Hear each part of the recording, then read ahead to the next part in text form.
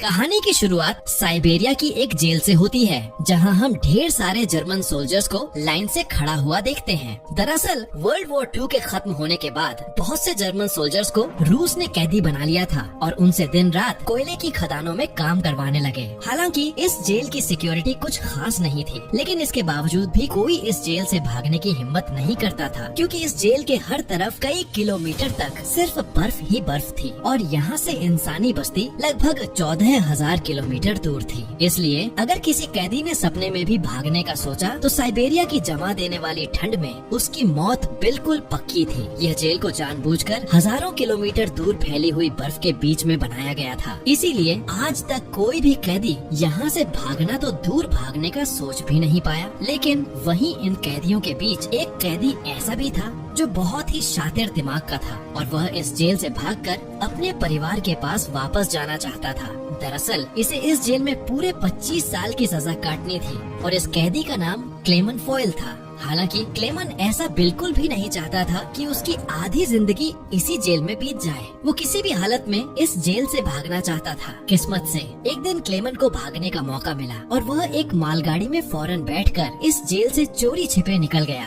अब जेल के बाहर जब उसने खुले आसमान में सितारों को देखा तो वह खुशी से झूम उठा। अभी वह कुछ ही दूर पहुंचा था, तभी उस मालगाड़ी को रोक दिया गया और जब क्लेमन ने बाहर झांका तो एक रशियन सिपाही बंदूक ताने उसके सामने खड़ा था। बदकिस्मती से क्लेमन को पकड़ लिया गया और जेल से भागने के जुर्म में उसे एक सेल में बंद कर दिया गया। उस सेल में क्लेमन को पूरे 2 दिनों तक रखा गया। आखिरकार 2 दिन बाद उसे बाहर निकाला गया और जेल का वार्डन ने उसे कहा कि तुम्हारे साथी बेसब्री से तुम्हारा इंतजार कर रहे हैं। जैसे ही क्लेमन जेल में वापस गया तो उसके साथी लाठियां और डंडे लेकर उसका इंतजार कर रहे थे। सभी कैदी क्लेमन पर बहुत गुस्सा थे, क्योंकि क्लेमन के भागने की वजह से उन सबको पिछले 2 दिनों से खाना नहीं मिला था। अब बाकी कैदियों ने क्लेमन को देखते ही उस पर लाठी डंडे बरसाने शुरू कर दिए, जिससे क्लेमन बुरी तरह से जख्मी हो गया और फिर उसे जेल के हॉस्पिटल में एडमिट करना पड़ा। इस जेल का डॉक्टर भी एक जर्मन कैदी था। होश में आते ही क्लेमन ने डॉक्टर से कहा, मैं एक बार फिर से जेल से भागना चाहता हूँ और मुझे आपकी मदद चाहिए। डॉक्टर क्लेमन का जज्बा देखकर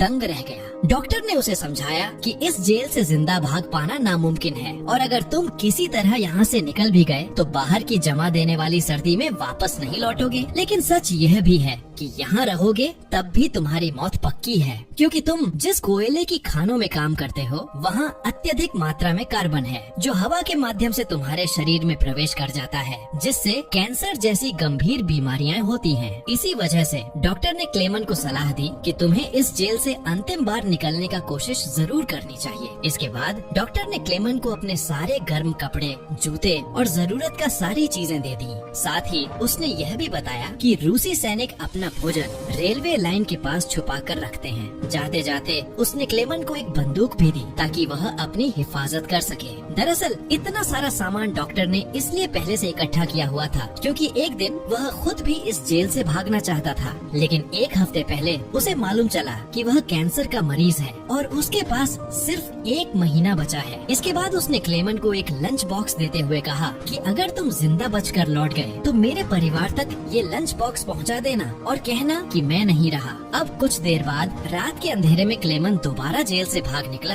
और इस बार उसने मालगाड़ी की बजाय पैदल चलने का फैसला किया। अब अगली सुबह वार्डन को पता चलता है कि क्लेमन जेल से भाग चुका है, तो वह फौरन डॉक्टर के कमरे में उससे पूछने जाता है, लेकिन उसके आने से पहले ही डॉक्टर ने अपनी जान ले ली थी। इस सब के बाद वार्डन ने कई रशियन सिपाहियों को बुलाया और क्लेमन को जिंदा पकड़कर वापस लाने का हुक्म दिया। हालांकि कई दिनों की खोज पड़ताल के बाद भी उसे क्लेमन का कोई पता न चल सका। अब यहाँ जेल में सबको लगने लगा कि क्लेमन तो कब का जमकर मर चुका होगा, मगर वार्डन हार नहीं मानता है, क्योंकि उसे मालूम था कि क्लेमन बहुत स्ट्रॉन्ग है और वह इतनी आसानी से नहीं मर सकता। इसीलिए वार्डन ने हुक्म दिया कि सर्च ऑपरेशन जारी रखा जाए। तभी दूसरी ओर हम क्लेमन को देखते हैं, जो बर्फीले तूफान को पूरी ऊर्जा के साथ चीरता हुआ आगे बढ़ रहा था। जेल से भागे हुए उसे 9 दिन हो चुके थे कि अचानक कुत्तों के भौंकने की आवाज उसके कानों में पड़ी। पलटकर देखने पर उसने पाया कि एक स्लेज तेजी से उसकी ओर आ रही है। इससे पहले कि वह बचने के लिए कुछ कर पाता, स्लेज उसके ऊपर से गुजरती हुई आगे निकल गई। इसी पल क्लेमन की आंख खुली और उसे पता चला कि यह सब केवल एक सपना था। दरअसल पैदल चलते चलते क्लेमन को 9 दिन बीत चुके थे और उसका सारा खाना खत्म हो गया था। भूख और थकान से उसका बुरा हाल था। आगे बढ़ना लगभग नामुमकिन लग रहा था, मगर क्लेमन ने हार नहीं मानी और जैसे तैसे चलता रहा। कुछ और दिनों बाद उसके शरीर ने भी साथ देना छोड़ दिया और वह भूख के मारे बेहोश हो गया। कई घंटे बाद जब उसे होश आया तो उसने अपने आसपास एक अजीब सी आवाज सुनी। तभी क्लेमन की नजर एक सील पर पड़ी और उसे देखते ही उसकी आंखों में चमक आ गई। उसने तुरंत अपनी बंदूक निकाली और पूरी ताकत लगाकर निशाना साधने की कोशिश की, पर थकान और कमजोरी के कारण उसका निशाना चूक गया और सील वहाँ से भागने लगी। कई दिनों बाद क्लेमन को जिंदा रहने की एक छोटी सी उम्मीद मिली थी, जिसे वो अपने हाथों से जाने नहीं देना चाहता था। क्लेमन तुरंत उसके पीछे भागा। जैसे ही वह गोली चलाने वाला था, सील एक चट्टान के पीछे जा छिपी। इससे पहले कि वह पानी में उतरती, क्लेमन ने अपनी आखिरी गोली चलाई और किस्मत से वह उसे लग गई। यह देख क्लेमन खुशी से झूम उठा, क्योंकि अब उसे अपने सफर में खाने की चिंता नहीं थी। कई दिनों बाद क्लेमन ने पेट भर खाना खाया और थोड़ा आराम करने के बाद अपना सफर फिर से शुरू कर दिया। इस पूरे लंबे सफर में क्लेमन एकदम अकेला था और उसके चारों तरफ बर्फ के सिवा कुछ भी नहीं दिख रहा था। ऐसे माहौल में उसकी दिमागी हालत बिगड़ सकती थी, इसलिए वो खुद में बातें करता रहता और पॉजिटिव बातें बोलकर खुद से उम्मीद जगाता रहता। इसके साथ ही वो हर समय कंपास की ओर देखता रहता, जिससे इस बर्फीली जगह में कहीं खो न जाए। ऐसे ही दिन गुजरते गए। लगातार 2 महीने चलने के बाद क्लेमन को इस बर्फीले मैदान में एक छोटा सा पेड़ दिखा। इस पेड़ को देखकर क्लेमन इतना खुश हुआ जैसे उसके हाथ कोई खजाना लग गया हो। फिर वो भागकर उसे गले लगा लेता है। दरअसल ये पेड़ इस बात का इशारा थी कि ये बर्फीला मैदान यहीं समाप्त होता है और आगे जंगल शुरू होने वाला है।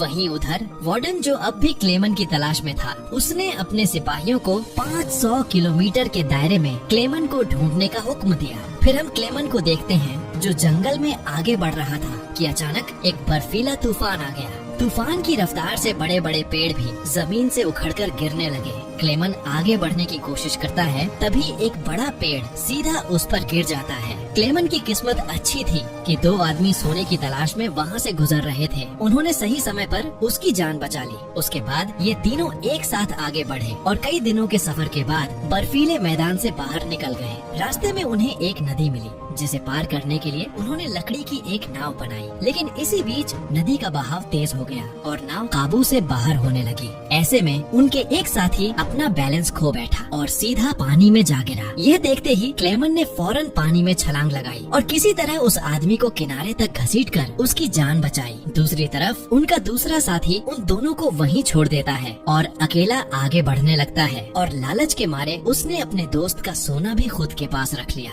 थोड़ी देर बाद जब क्लेमन और दूसरा आदमी टेंट तक पहुँचे तो उस आदमी को अपने दोस्त पर बहुत गुस्सा आया और उसने गुस्से में उसे गोली मार दी। उसके बाद क्लेमन और वह आदमी ने सारा सामान उठाया और अपना सफर जारी रखा। वे दोनों कई महीनों तक इसी उम्मीद पर चलते रहे कि कोई इंसानी आबादी उन्हें मिल जाए।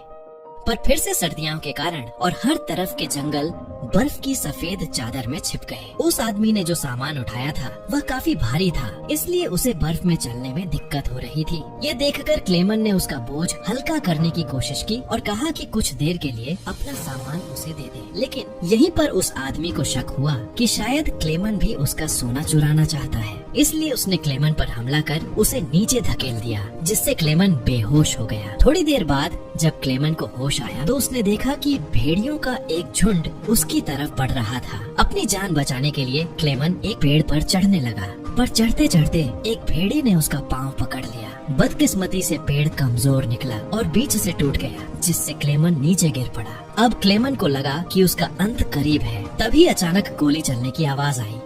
जब क्लेमन ने आंखें खोली तो देखा कि सभी भेड़िए मर चुके थे। असल में इलाके के शिकारियों ने लास्ट मोमेंट पर आकर उसकी जान बचाई। वे उसे अपने गांव ले गए, जहां गांव वालों ने उसका इलाज किया। बरसों की मशक्कत के बाद क्लेमन आखिरकार एक इंसानी आबादी तक पहुंच चुका था। वो कई दिनों तक उस गांव में रुका, जहां लोगों ने उसकी खूब खातिरदारी की एक दिन गांव में एक लेटर आया। ये लेटर किसी और ने नहीं बल्कि वार्डन ने भिजवाया था। उसमें लिखा था कि एक जर्मन फौजी हमारी जेल से भाग गया है और अगर किसी ने उसकी मदद की तो उसे भी मारा जाएगा। यह देखकर क्लेमन ने गांव छोड़ने का फैसला किया, क्योंकि अगर वह वहां से नहीं जाता तो वार्डन उन गांव वालों को भी सजा देता। जाने से पहले गांव के लोगों ने उसे खाना पानी के साथ एक शिकारी कुत्ता दिया। कमाल की बात तो ये थी कि अब इस लंबे सफर में क्लेमन अकेला नहीं था। वे दोनों साथ मिलकर कई दिनों तक चलते रहे। तभी कुछ देर बाद उन्हें एक लकड़ी की फैक्ट्री दिखी और कुत्ता खाने की तलाश में उसके पीछे दौड़ पड़ा। क्लेमन अपने कुत्ते के पीछे अंदर चला गया। इसके बाद वहाँ काम करने वालों ने क्लेमन को पहचान लिया और उसे मालिक के पास ले गए। क्लेमन की कहानी सुनकर मालिक को भी उस पर दया आ गई, जिसके बाद उन्होंने उसे खाना खिलाया और जर्मनी जाने वाली ट्रेन में बिठा दिया। क्लेमन खुश था कि वह आखिरकार घर जा सकता है, लेकिन किसे पता था कि मालिक ने वार्डन को पहले ही खबर दे दी है। दूसरी तरफ वार्डन अपने सिपाहियों के साथ स्टेशन पर उसका इंतजार कर रहा था, पर स्टेशन पहुंचने से पहले क्लेमन ने दूर से ही सिपाहियों को देख लिया। मौका मिलते ही वह ट्रेन से कूदकर भाग निकला। बदकिस्मती से रूसी सिपाहियों की नजर उस पर पड़ गई और वो उसके पीछे लग गए। क्लेमन ने जल्दी से वहाँ से निकलने की कोशिश की, लेकिन तभी अचानक से वार्डन वहाँ पहुँच गया। यह देखकर क्लेमन का दिल टूट गया। अब इससे पहले कि वार्डन उसे गिरफ्तार करता, क्लेमन के कुत्ते ने वार्डन पर हमला कर उसे काट लिया और इस तरह एक बार फिर क्लेमन अपनी पूरी जान लगाकर वहाँ से भाग गया। लेकिन तभी उसे गोली चलने की आवाज आई और जब उसने पीछे मुड़कर देखा तो उसने अपने कुत्ते को मरा हुआ पाया। यह देखकर क्लेमन को बहुत दुख हुआ, पर इसके बावजूद वह रुका नहीं और तेजी से भागता रहा। फिर वह एक ब्रिज के नीचे से गुजर रही ट्रेन के ऊपर कूदकर वहाँ से बचकर निकल गया। इससे पहले कि वार्डन कुछ कर पाता, क्लेमन बहुत दूर निकल चुका था। ऐसे ही दिन बीतते गए, लेकिन क्लेमन ने हार नहीं मानी। अब साल 1952 आ जाता है और क्लेमन को जेल से भागे पूरे 7 साल बीत चुके थे। इस समय क्लेमन सेंट्रल एशिया में था और एक गांव के मेले में घूम रहा था।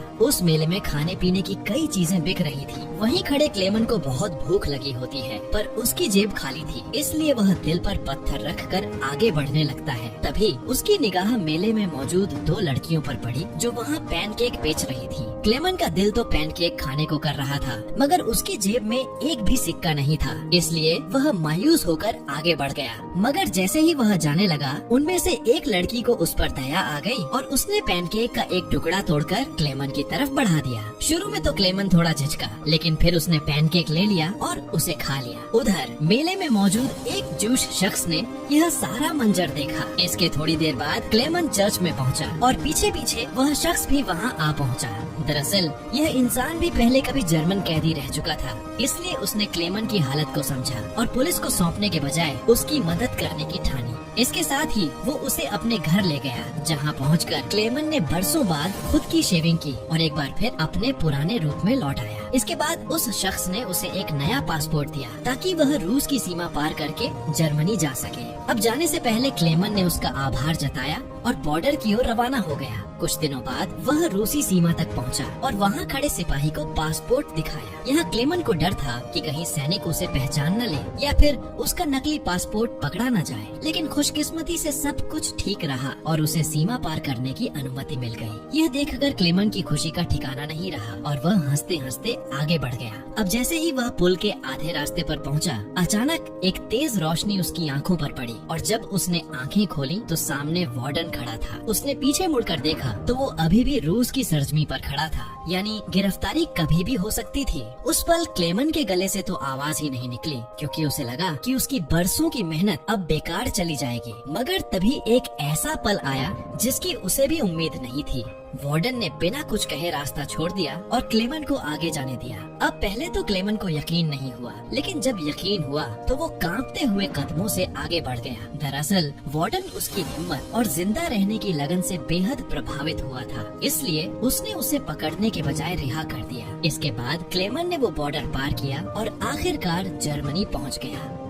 वहाँ उसने अपने घर का रुख किया और बरसों बाद अपनी बीवी और बेटी को देखा। अब थोड़ी देर के बाद जब वे दोनों चर्च जाने के लिए निकली तो क्लेमन भी उनके पीछे पीछे वहाँ पहुँच गया। चर्च के अंदर उसकी बेटी की नजर उस पर पड़ी और वह दौड़कर उसके गले लग गई। इतने साल बाद अपने पति को सामने देख उसकी पत्नी की आंखें भर गईं और आखिरकार क्लेमन के मजबूत इरादों से वह अपनी फैमिली से दोबारा मिल पाया। उस पल तीनों ने एक दूसरे को गले लगाया और यही खूबसूरत मुलाकात इस बेहतरीन सच्ची घटना पर आधारित फिल्म की अंत बन गई। तो दोस्तों, आशा है आपको यह दिल को छू जाने वाली मूवी पसंद आई होगी। अगर पसंद आई है तो प्लीज नीचे आ रही ये वीडियोस को भी जरूर देखें और वीडियो को लाइक करके चैनल को सब्सक्राइब कर लें।